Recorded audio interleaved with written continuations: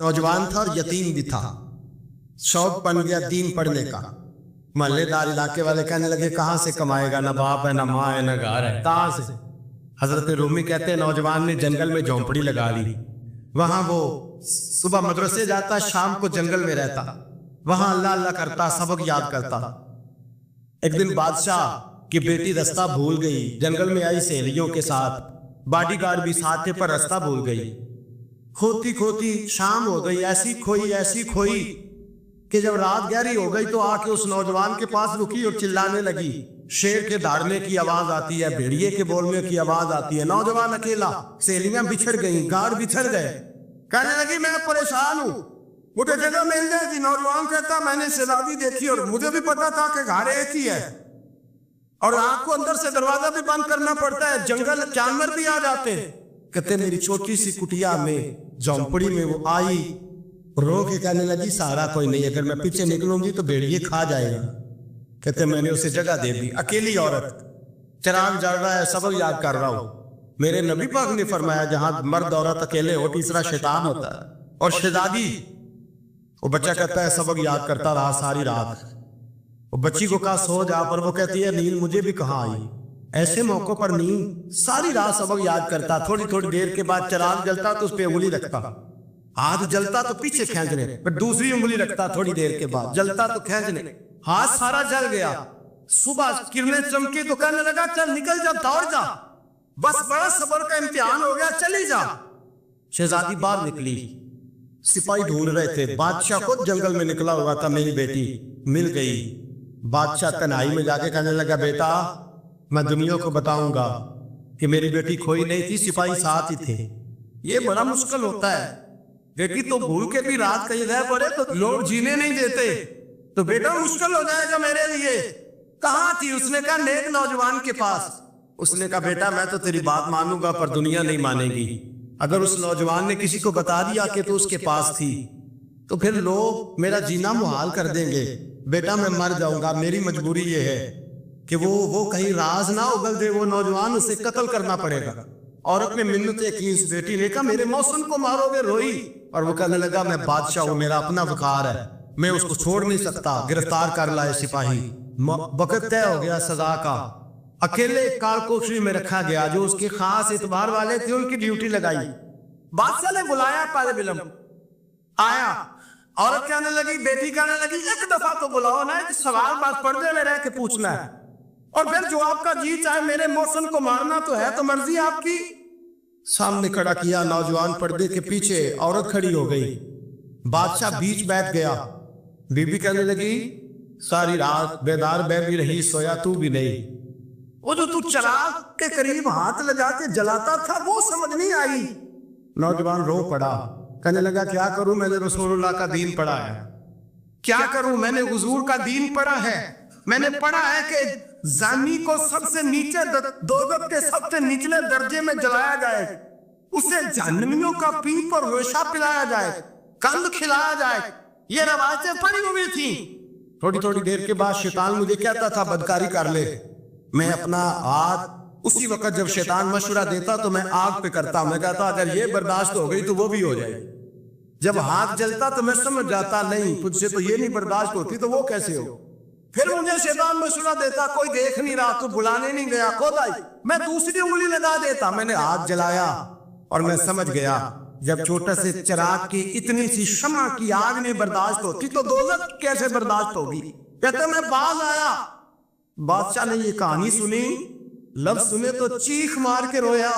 कहने लगा तालिब इल्म तू तो मेरे नबी का सच्चा गुलाम है और मेरे रसूल के जो सच्चे गुलाम होते हैं उन्हें फांसियां नहीं दी जाती, उन्हें तख्त पर बिठाया जाता है। अब तुझे सजा नहीं होगी बल्कि मैं अपनी बेटी का निकाह तेरे साथ करूंगा और मेरे बाद इस सल्तनत का बादशाह भी तू ही बनेगा। अब वो नौजवान वहां नारे लगा रहा है, कहता लोगों तुम मुझे कहते थे दीन से क्या मिलता है, दीन से तो अल्लाह पख्त व ताज भी अता फरमा देता। अगर नौजवान शर्म हया वाले बन के रहे अल्लाह सारी इज्जतें दे देगा। देखे ना अल्लाह के फजल से इज्जत मिलती है और जब कोई इज्जतदारों जैसा काम ही ना करे। एक बात और अर्ज करनी है पर वक्त थोड़ा रह गया। जवानों मैं ना जब कभी परेशान होता हूं ना तो मैं ये वाली बात खोल के पढ़ता हूं वाला, ये बात ढारस बनाती है। ढारस توانائی دیتی ہے, پورا مضمون باندھا ہے. اعلیٰ حضرت کہتے ہیں بہروپیہ تھا, مداری, روح بدل بدل کے دکھایا کرتا تھا, بادشاہوں سے انعام لیتا تھا. ایک دن اورنگزیب عالمگیر کے پاس آ گیا, کہنے لگا میں روح بدلوں گا, اگر آپ پہچان نہ سکے تو میں انعام لوں گا. آپ نے فرمایا میں کوئی ایسے ویسا بادشاہ نہیں. کہا مجھے دھوکہ دینا مشکل ہے. کہا نہیں میں روح بدلوں گا. حضرت اورنگزیب عالمگیر بڑے نیک بادشاہ گزرے, بڑے پرہیزگار. وہ بہروپیہ کہنے لگا میں روح بدلوں گا, آپ نہیں پہچان سکیں گے. فرمایا چل جتنا تیرے اندر زور ہے لگا لے. حضرت نے اعلان کیا کہ میں نے فوجی بھرتی کر دے, 2 ماہ کے بعد ٹیسٹ ہوگا. وہ 2 مہینے دوڑتا رہا, رنگ روپ بناتا رہا, آیا ٹیسٹ دینے. 2-3 سپاہیوں کا امتحان لیا, اس کی باری آئی تو 10 روپے دیے. کہنے لگے تیرے آنے جانے کا کرایہ میں نے تجھے پہچان لیا ہے. کچھ دنوں کے بعد جانے لگے سفر پر, تو بھکاری آ گئے خیرات مانگنے. اس نے بھی سارے منہ پر سیاہی مال لی, کپڑے پھاڑ لیے, سر کے بال مڈا لیے, پگے تک کٹا لی, بدرنگ ہو کے آیا. کیسا آگے کیا تو حضرت نے 10 روپے ڈالے. کہنے لگے تیرے آنے جانے کا کرایہ میں نے پہچان لیا ہے. کچھ دن گزرے تو ٹیچر کی ضرورت تھی. اس نے منہ سے بڑی کر لی, داڑھی نکلی لگا لی, سر پہ جنا کیپ پہن لی, ایک شیروانی لے لی اور ہاتھ میں چھڑی پکڑ کے آیا. کہنے لگا میں استاد ہوں, 2-4 بندوں کا امتحان لیا, اس کی باری آئی تو 5 روپے دیے, 10 روپے دیے. کا تیرا کرایہ میں نے پہچان لیا. 2 سال گزر گئے. وہ جب بھی آتا حضرت پہچان لیتے. ایک دن سفر پہ جا رہے تھے, بہت بڑا لشکر تھا, جہاد کرنے جا رہے تھے اورنگزیب عالمگیر.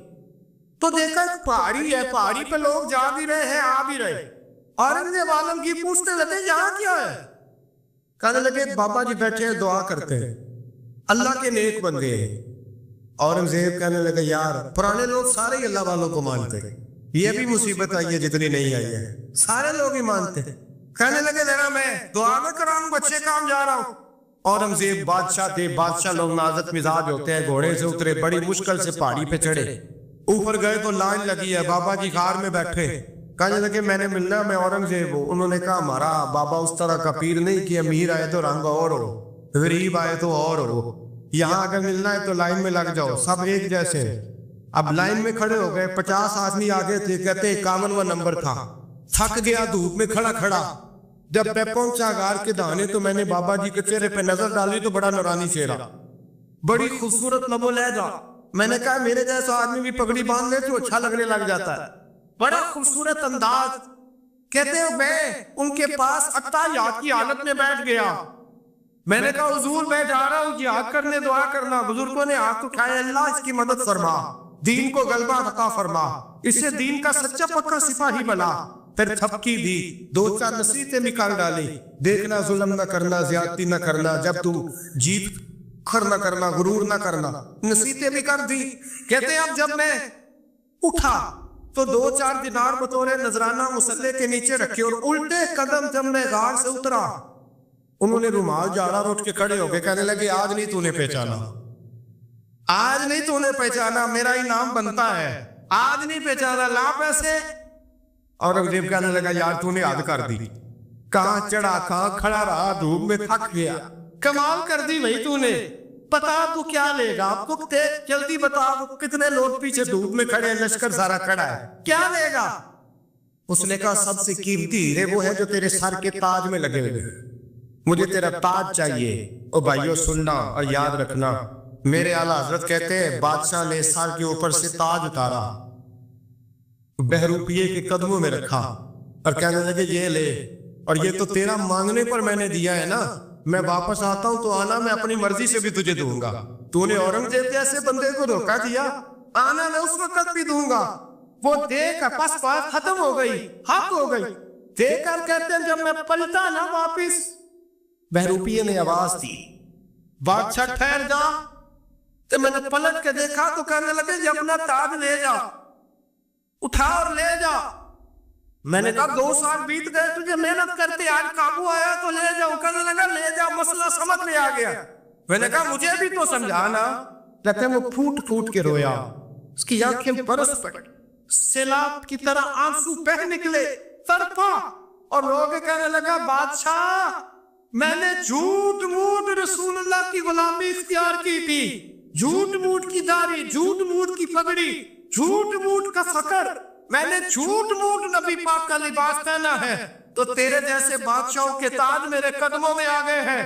اگر میں سچ مچ رسول اللہ کا غلام بنوں گا تو اللہ کیا کچھ عطا فرمائے, اللہ کتنی نعمتوں سے نوازے. میرے اعلیٰ کیا فرماتے ہیں؟ اعلیٰ حضرت فرماتے ہیں فرشتے بھی کرتے ہیں تعظیم میری. کون جی؟ اللہ. ایسا عقیدہ بھی کم ملے گا جو بریلی کے امام کا عقیدہ ہے. ایسا بھی کم. کہتے ہیں فرشتے بھی کرتے ہیں تعظیم میری. کیوں؟ فرمانے لگے فدا ہو کے ان پر یہ عزت ملی. بغداد کے ایک درویش عالم تھے, تو وہ جب بھی نماز پڑھاتے نا تو کسی تاجر کی 2 بیویوں کے بارے میں دعا مانگتے. توجہ ہے میری بات پر؟ نماز پڑھاتے تو کہتے ہیں اللہ اس تاجر کی 2 بیویوں کو اپنی خاص رحمتیں عطا فرما. ایک دن لوگ ان کے گھر اکٹھے ہو گئے, کہنے لگے بابا جی بتائیں تو صحیح وہ بیویاں کون تھی جن کے لیے آپ دعا مانگتے؟ تو فرمانے لگے میرے شہر کا ایک تاجر تھا, بہت بڑا تاجر تھا, مالدار تھا پر بے اولاد تھا.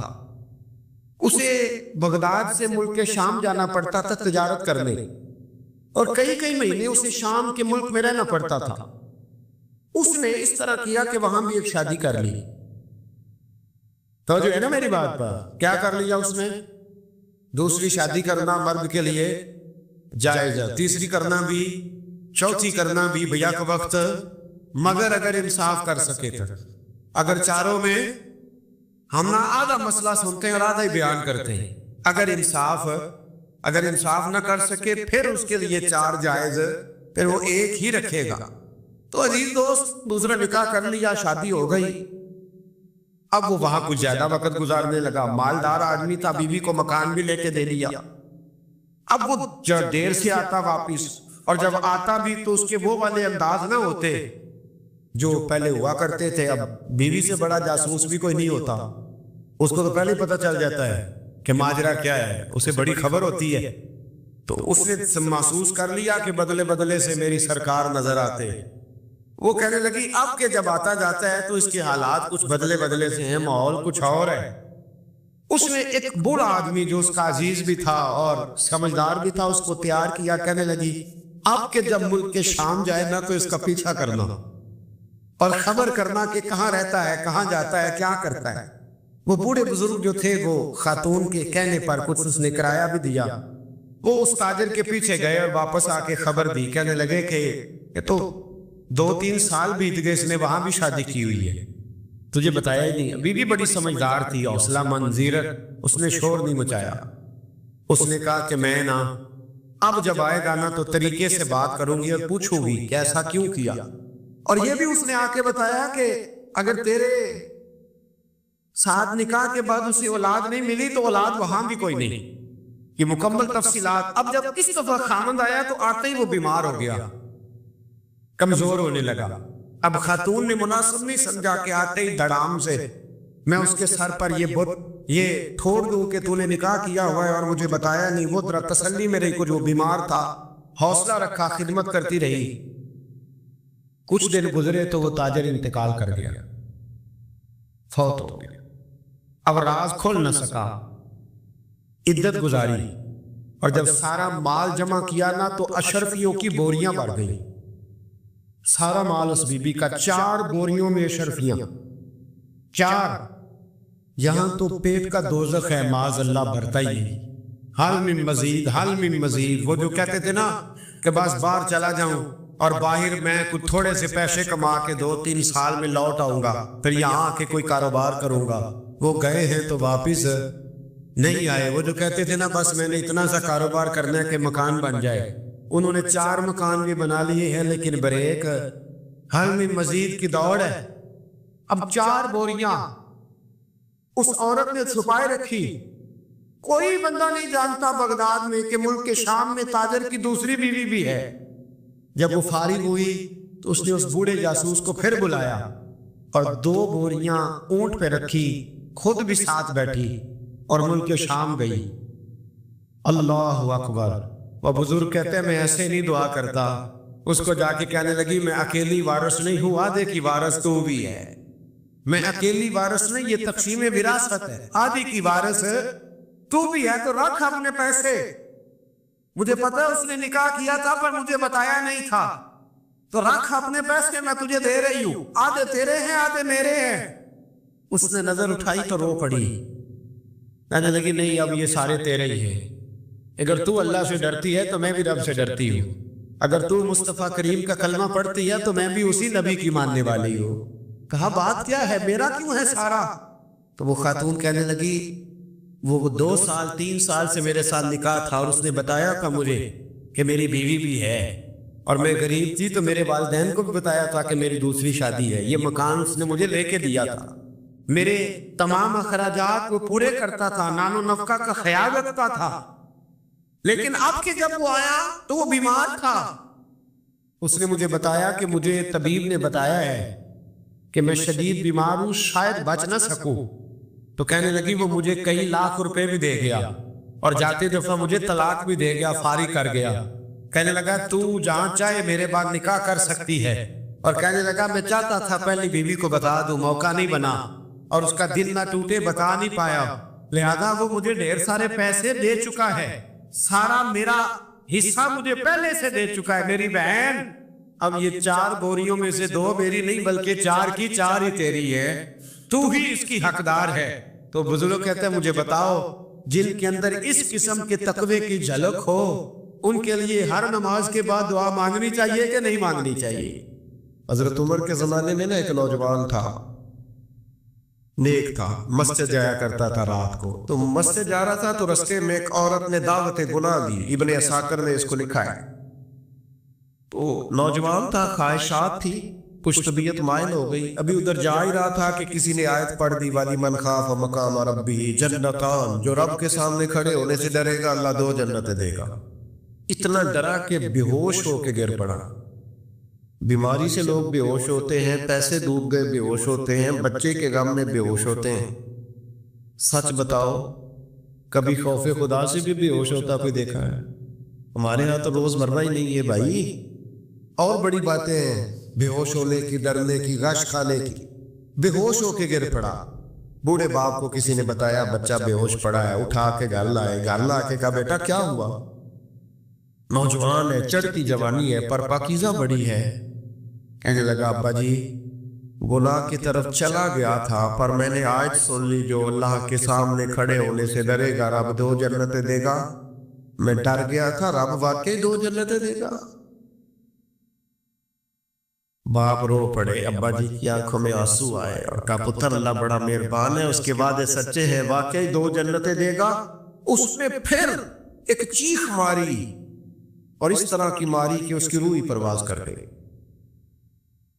روح ہی پرواز کر، کشتگان خنجر تسلیم را، عشق کی خنجر سے قتل ہو گئے لوگ۔ صبح حضرت عمر کو پتہ چلا کہ انہوں نے تو رات جنازہ بھی پڑھ دیا، تدفین بھی کر دی۔ جناب عمر فرمانے لگے اتنا نیک نوجوان خوف خدا سے دنیا سے چلا گیا، مجھے کیوں نہیں بلایا، میں جنازہ پڑھتا۔ فاروق اعظم فرما رہے